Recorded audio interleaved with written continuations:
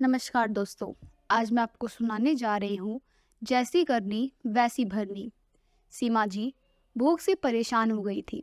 सुबह से रजनी ने उसको खाने के लिए कुछ भी नहीं दिया, क्योंकि सुबह नाश्ते में उसने आलू के पराठे बनाए थे और अब वह भी खत्म हो गए थे। इसलिए सीमा जी दोपहर के खाने की राह देख रही थी। पर रजनी ने सुबह पेट भर के नाश्ता किया था, इसलिए वो दोपहर का खाना नहीं बनाने वाली थी। अत्यंत भूख से परेशान हो रही सीमा जी रजनी के पास गई और बोली, बहू, मुझे बहुत जोरों से भूख लगी है, खाने के लिए कुछ भी दे दो। सीमा जी का कहना सुनकर रजनी मुंह टेढ़ा करके बोली, दिन भर सिर्फ आपको भूख ही लगती है, दूसरा तो कुछ भी काम नहीं रहता आपको। उस टेबल पर चने रखे हैं, वही खाकर पानी पीकर सो जाओ। आज दोपहर को मैं मेरी फ्रेंड के साथ बाहर जाने वाली हूँ, इसलिए खाना तो रात को ही बनाऊंगी। यह सुन के सीमा जी का मन उदास हो गया। फिर सीमा जी धीरे से बोली, तू कहे तो मैं खुद के लिए कुछ बना लूं। रजनी गुस्से से बोली, एक व्यक्ति के लिए खाना बनाओगी क्या आप? सोचकर रजनी किचन में गई और उसने फ्रिज में रखे हुए बासी चावल निकाले। अचार के साथ वे चावल एक थाली में परोसकर सीमा जी के आगे रखकर बोली कि खा लो। ऐसा कहकर पर्स लेकर रजनी घर के बाहर चली गई। चावल फ्रिज में रखे थे, तभी भी वह खराब हो गए थे। उनसे गंदी बदबू आ रही थी। सीमा जी ने गुस्से से वह चावल डस्टबिन में डाल दिए। इसके बाद उसने दाल चावल निकालकर अपने लिए गर्म गर्म खिचड़ी पकाई और पुदीने की चटनी के साथ खाई और सब बर्तन घिसकर किचन साफ किया और चुपके से अपने रूम में जाकर सो गई। रजनी ने भले ही खाना पकाने से मना किया था, पर यह घर उसका भी था।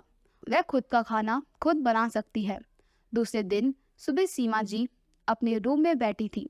उतने में उसका बेटा सुमित उधर आया और बोला, माँ, आजकल महंगाई बहुत बढ़ गई है, मुझे घर खर्च चलाना भी बहुत कठिन हो रहा है। ऊपर से पापा की 13वीं पर भी बहुत खर्चा हुआ।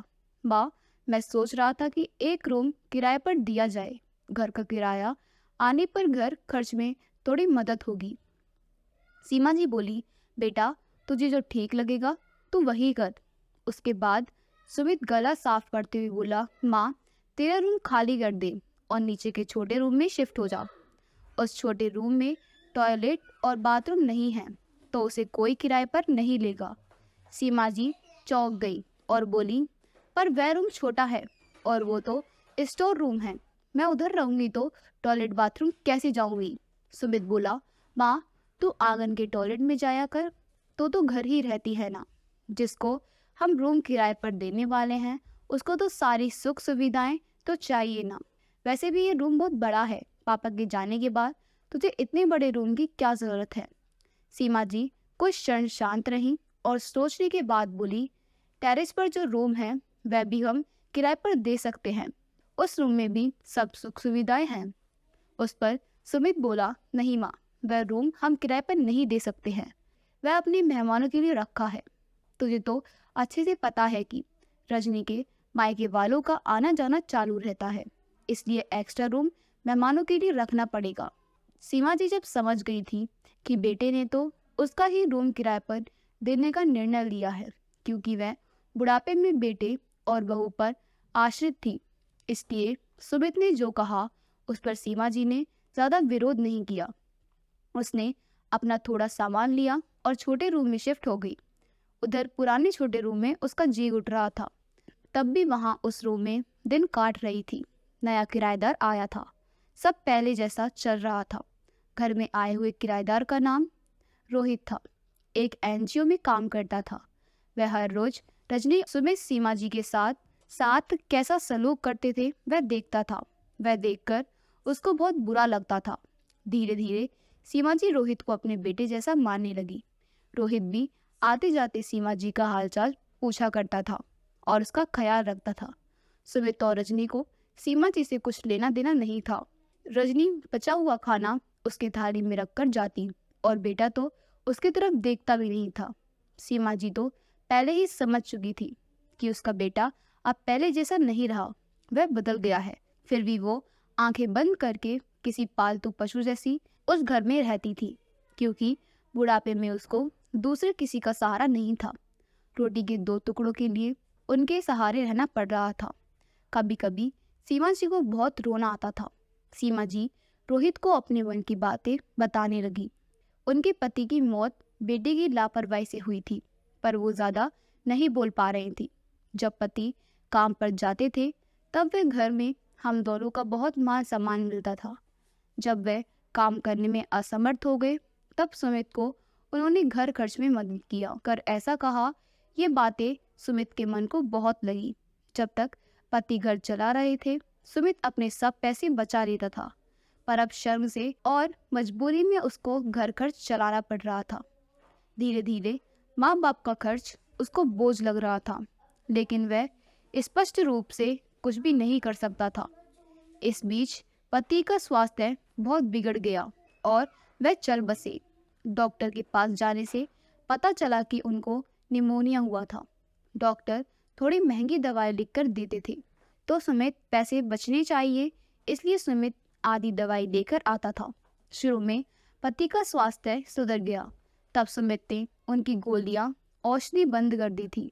पति भी इन चीज़ों पर ज़्यादा ध्यान नहीं देते थे, लेकिन एक रात में उन्हें सांस लेने में बहुत परेशानी हुई।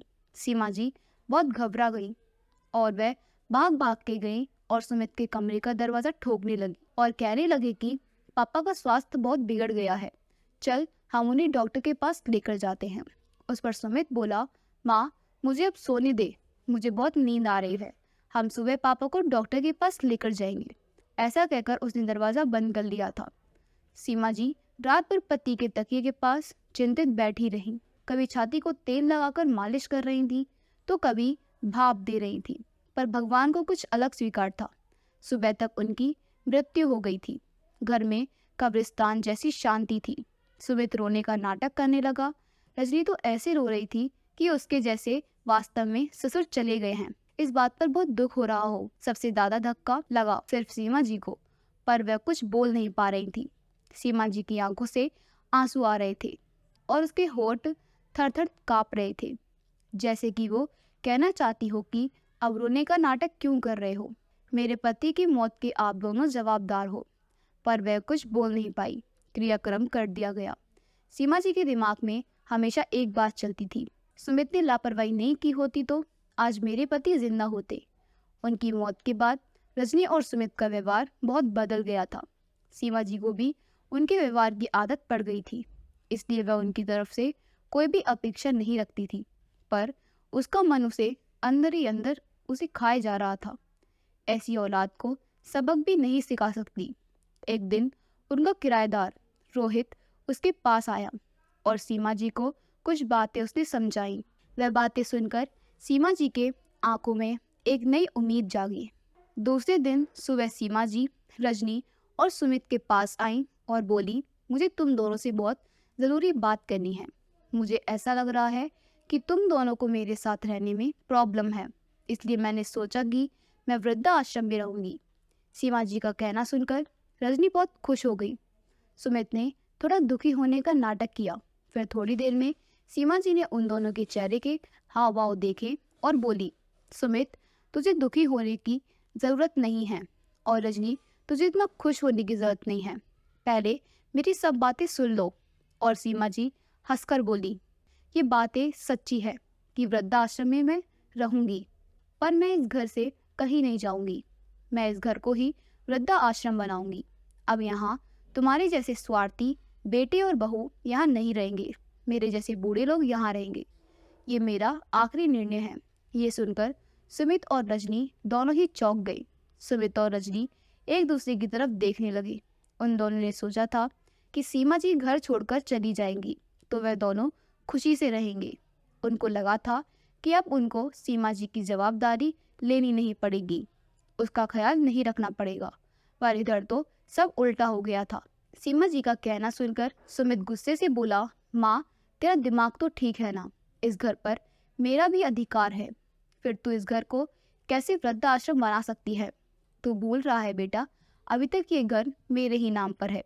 सीमा जी गुस्से से बोली, तुम दोनों ने मुझे बहुत परेशान किया है, छोटी छोटी बातों पर मेरा अपमान किया है, बीमारी के वक्त भी मुझ पर ध्यान नहीं दिया, खाने पीने के लिए भी मुझे बहुत तरस आया। तेरे पिताजी भी मुझे छोड़कर चले गए। अगर मैंने कठोर निर्णय नहीं लिया तो मेरी भी वही हाल हो जाएगा जो तुम्हारे पापा का हुआ था। इसलिए मैंने सोचा कि बेटे के झूठे प्यार के जाल में फंसने से अच्छा है मैं अपने बारे में सोचूं। सुमित घुटने पर आकर बोलने लगा, माँ मुझे माफ़ कर दे। हम दोनों तेरा अच्छे से ख्याल रखेंगे, तेरा कभी भी अपमान नहीं करेंगे। पर तू इस घर को वृद्धाश्रम मत बना। माँ थोड़ा सोच कर तो देख हमारा क्या होगा। सीमा जी ऊंची आवाज़ में बोली, मैंने और तेरे पापा ने तुझे अच्छे संस्कार दिए थे, फिर भी तूने सिर्फ तेरे परिवार के बारे में ही सोचा, हमारा नहीं। फिर मैं तेरा कैसे सोचूं? तो तेरे परिवार का सोच। मेरी चिंता मत कर और जल्द से जल्द ये घर छोड़कर चला जा, क्योंकि इस घर में अब अच्छे लोग रहने आ रहे हैं। इतना कहकर सीमा जी अपने रूम में चली गई। सुमित और रजनी शांत सीमा जी को जाते हुए देखते ही रह गए। सीमा जी ने अपने जैसे बूढ़े लोगों को उस घर में आश्रय दिया। रोहित की मदद से वृद्धाश्रम अच्छे से चलने लगा। दोस्तों, आजकल के लड़कों ने बूढ़े लोगों के साथ गैर व्यवहार किया तो बूढ़े लोग भी कठोर निर्णय ले सकते हैं।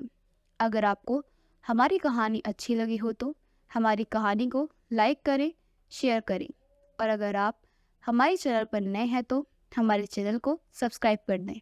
आपका बहुत बहुत धन्यवाद।